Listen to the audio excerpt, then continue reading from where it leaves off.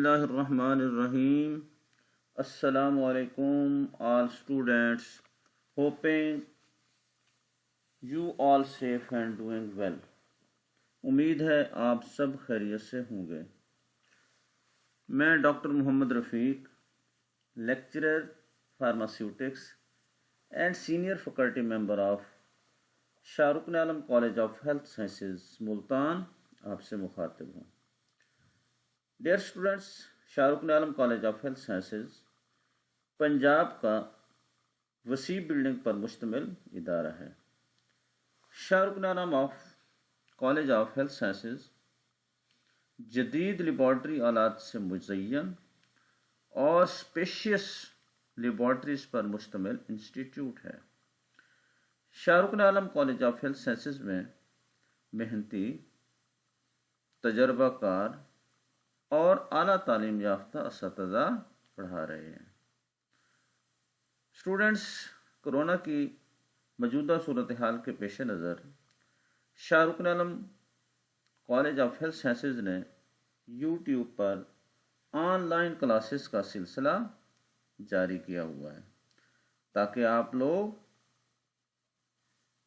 بہتر اسٹڈی کر سکیں اور آپ کا وقت ضائع نہ ہو. آپ لوگ سلائیڈز کو بار بار پڑھیں, سمجھیں اور اپنا لیکچر کلیئر کریں. اگر آپ نے کوئی کوشچن پوچھنا ہو تو گروپ میں آپ کوشچن پوچھ سکتے ہیں جس کا آپ کو جواب دیا جائے گا. اسٹوڈنٹس, فارماسیوٹکس کے پچھلے لیکچر میں ہم نے برٹش فارماکوپیا اور برٹش نیشنل فارمولری کے بارے میں ڈسکس کیا تھا. آج کے لیکچر میں ہم دو اور آفیشیل بکس کے بارے میں ریڈ آؤٹ کریں گے. آج جن آفیشیل بکس کے بارے میں ہم ڈسکس کریں گے وہ ہیں برٹش فارماسیوٹیکل کوڈیکس اور international pharmacopoeia. British pharmaceutical codex اور انٹرنیشنل فارماکوپیا آج کے لیکچر میں ڈسکس ہوں گے. تو آئیے اسٹوڈنٹ, سب سے پہلے ہم ڈسکس کرتے ہیں برٹش فارماسیوٹیکل کوڈیکس یعنی BPC کے بارے میں.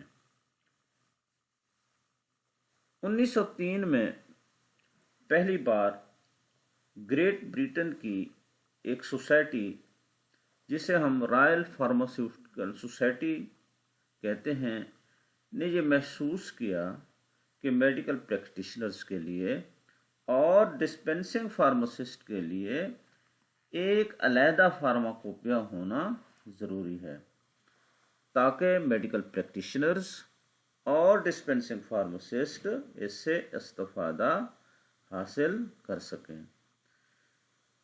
اسٹوڈنٹس, اس ضرورت کے پیش نظر 1907 میں برٹش فارماسیوٹیکل کوڈیکس پبلش کی گئی. اس بک کے اندر جو نالج اور معلومات دی گئی ہیں ان میں ادویات کی نیچر کے لحاظ سے مختلف ڈسپینسنگ میتھڈ بیان کیے گئے ہیں تاکہ جو فارماسسٹ ہیں وہ پراپر طریقے سے ڈسپینسنگ کر سکیں. ڈسپینسنگ کی مختلف ٹیکنیکس کے بارے میں بھی بتایا گیا ہے. مثال کے طور پر یونیڈوز ڈسپینسنگ سسٹم کے بارے میں بتایا گیا ہے. اس کے علاوہ ملٹی ڈوز ڈسپینسنگ سسٹم کے بارے میں بھی بتایا گیا ہے. Students, unit dose dispensing system سے کیا مراد ہے؟ یونٹ ڈوز ڈسپینسنگ سسٹم سے مراد ہے مریض کو یونٹ ڈوز پیکیجنگ مہیا کرنا, یعنی پیشنٹس کو جو ادویات دینا وہ یونٹ ڈوز پیکنگ میں ہونی چاہیے. تو اس طرح اگر پیشنٹس کو یونٹ ڈوز میں یعنی سنگل ڈوز میں اگر میڈیسن پرووائڈ کریں گے تو اسے ہم یونٹ ڈوز ڈسپینسنگ سسٹم کہیں گے.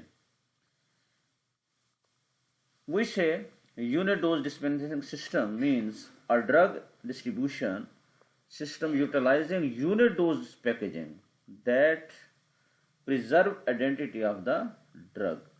अब इससे होता क्या है यूनिट डोज डिस्पेंसिंग से कि पेशेंट के इस्तेमाल तक उस ड्रग की जो आइडेंटिटी है, उसकी जो पहचान है, वो महफूज रहती है।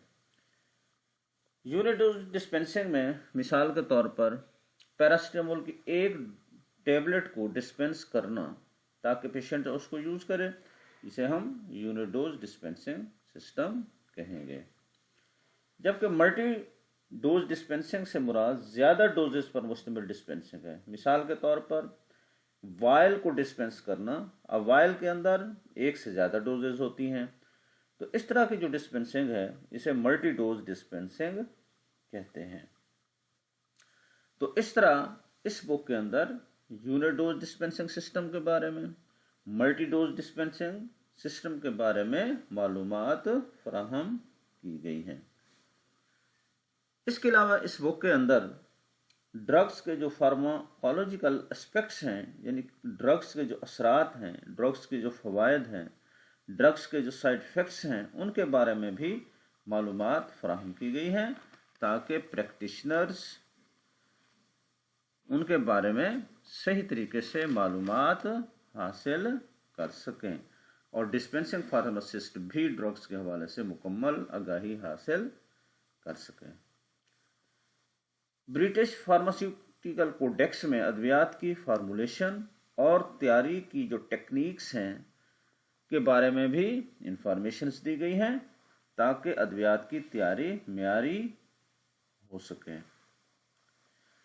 सो स्टूडेंट्स, ये था ब्रिटिश फार्मास्यूटिकल कोडेक्स के बारे में।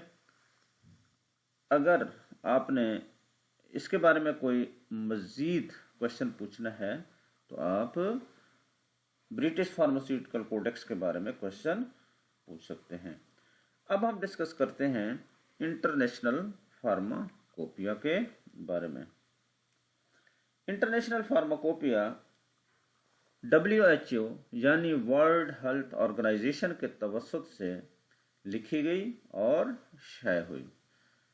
स्टूडेंट्स, WHO यानी आलमी इदारा सेहत अक़वाम मुत्तहिदा का यानी यूनाइटेड नेशन का ज़ैली इदारा है जो आलमी सतह पर अवामी सेहत बारे काम करता है।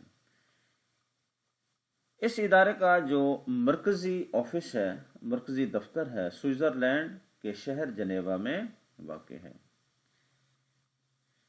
WHO का क़याम 7 अप्रैल 1948 यानी 7 अप्रैल 1948 को अमल में लाया गया।